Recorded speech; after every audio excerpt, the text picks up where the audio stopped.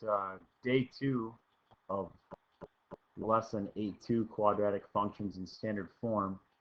We're going to work through examples 4 and 5. We'll be getting into graphing. Again, this will be your ticket to success, the concept summary, so double check this when you need to figure out lines of symmetry, vertex, talks about max and min, x-intercepts, y-intercepts, a good thing to refer to. On example 4 in your guided notes, you're given the equation f of x equals x squared plus 8x plus 12. First thing that we want to do here, part A says write the equation for the line of symmetry. Again, you should know the equation to the line of symmetry. It is an equation, and that is x equals negative b over 2a. You're going to substitute the values in for b and a. Remember, quadratics in standard form, ax squared plus bx plus c.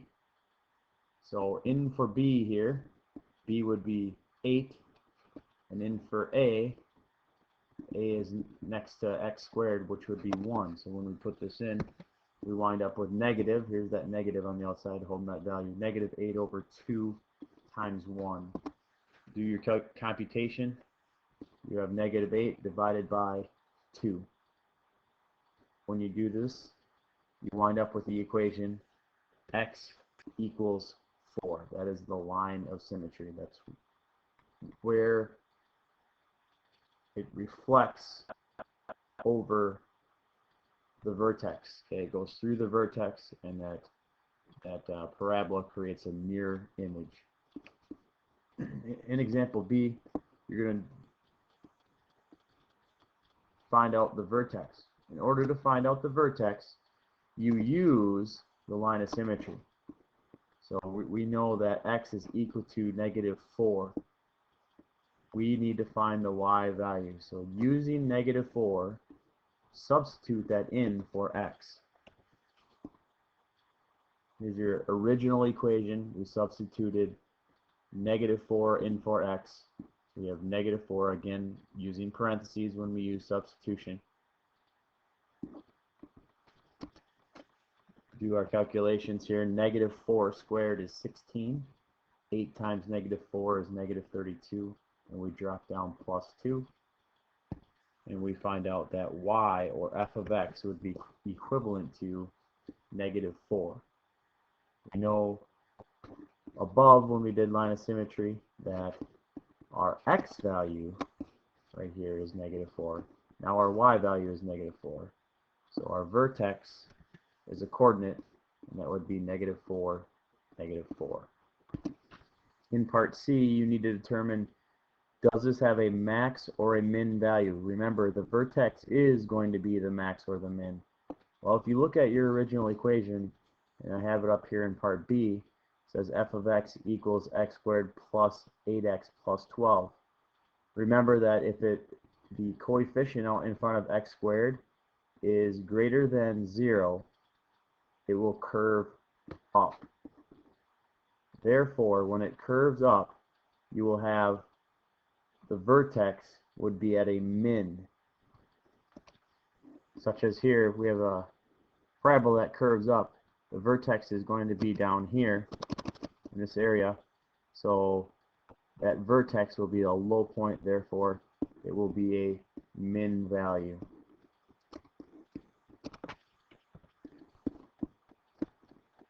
In D, you are going to factor the equation and find the x-intercept. Now, when this value is, a value is 1, remember you can go ahead and factor into two binomials. This is what you did in lesson 8.1. So we look at this, we factor in two binomials.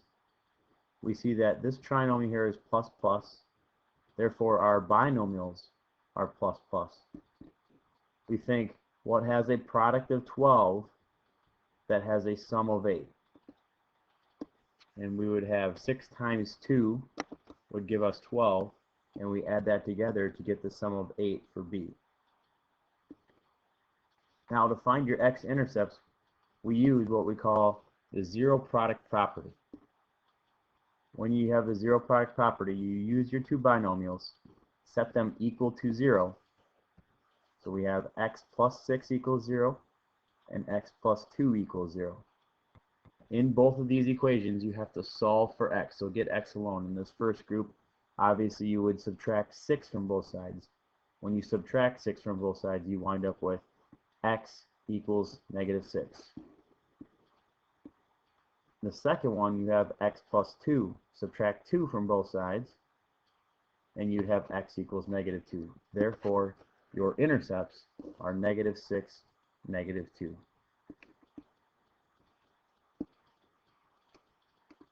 Example E, you have to find the y-intercept. In order to find the y-intercept, you simply substitute 0 in for x.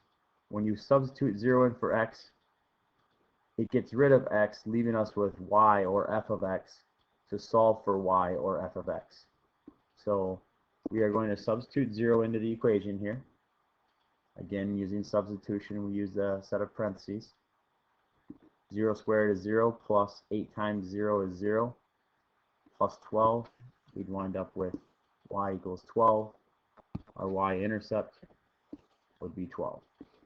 Now we're going to go ahead and use all this information that we've gathered, and in part F we're going to graph the equation using the information that we've gathered A through E. Now looking at my graph, one thing I do want to keep in mind is, am I going to be able to get all my intercepts on here?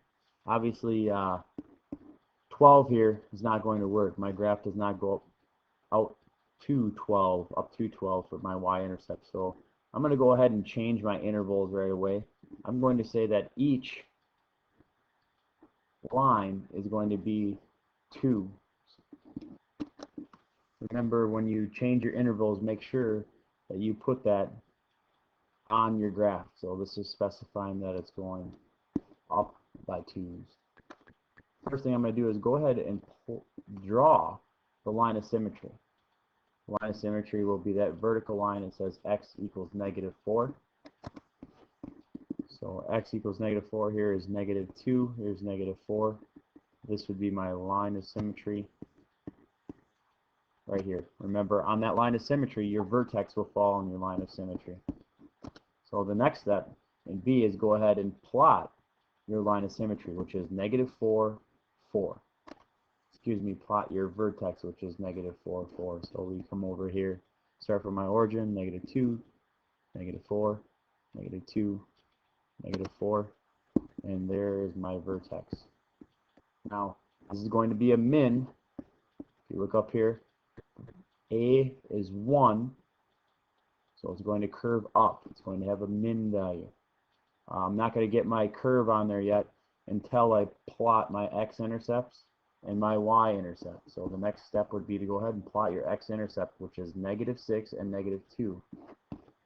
We have negative 2.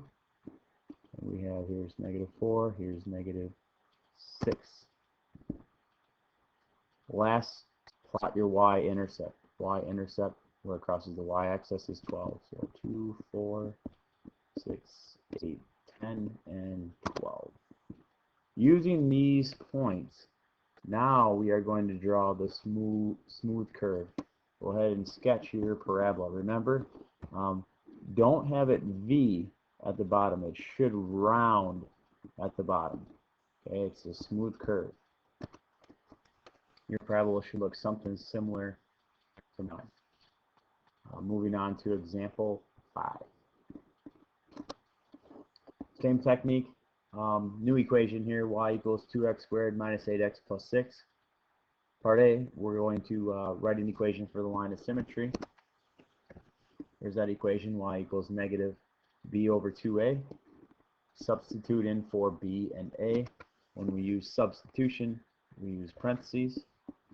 Negative, negative, holding that negative. In for b is negative 8. So we have negative 8 there. And we have 2 times a is 2. Do our computation. A negative times negative 8 is a positive 8. 2 times 2 would give us 4. When we simplify, we find out the line of symmetry, which is an equation, x equals 2. In part B, we use our line of symmetry for our vertex, remember the line of symmetry is the x value of the vertex.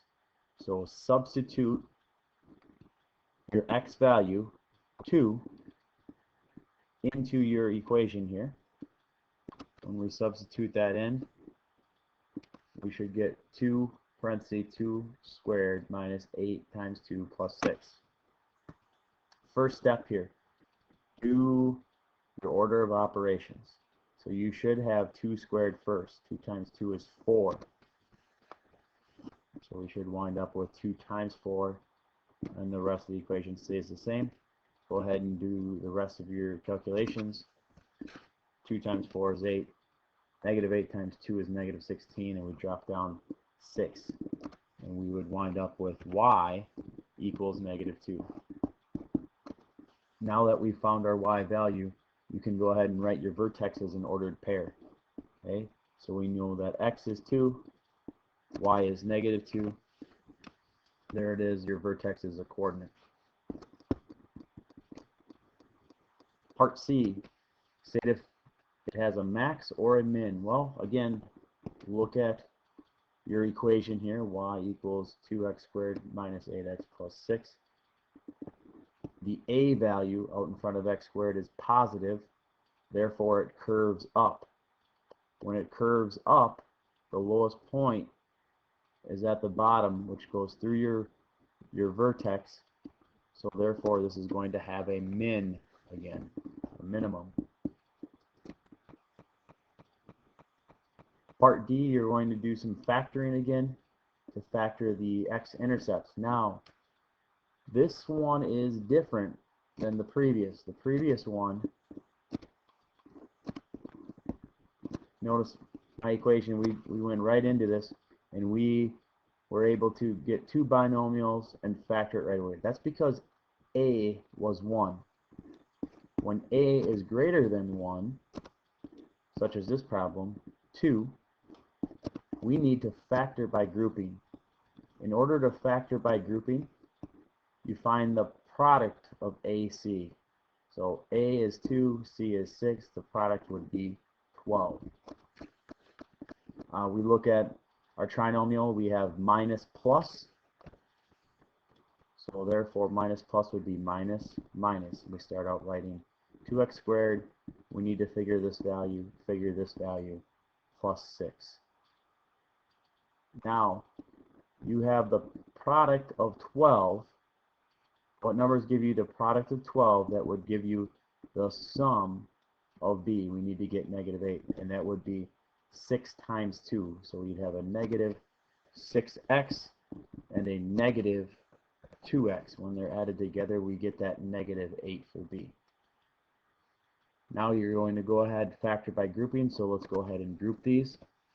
The first group, you have 2x squared minus 6x plus, notice this negative sign, I'm holding the negative 2x here. So negative 2x plus 6. The first binomial, what can you factor out? Well, we can factor out a 2x, leaving us with x minus 3. The second group, we factor out a negative 2, leaving us with x minus 3. Now you can go ahead and write the 2 binomials, which would give you 2x minus 2, and then you have x minus 3. And if you were to FOIL that, you would find out that this is the equation that you would get. Once you have your 2 binomials, to figure out your x-intercepts, again we use the zero product property. So set your 2 binomials equal to 0. You'd have x minus 3 equals 0 and 2x minus 2 equals 0. To figure out your x-intercepts, solve for x. Add 3 to both sides on this side. You'd wind up with x equals 3.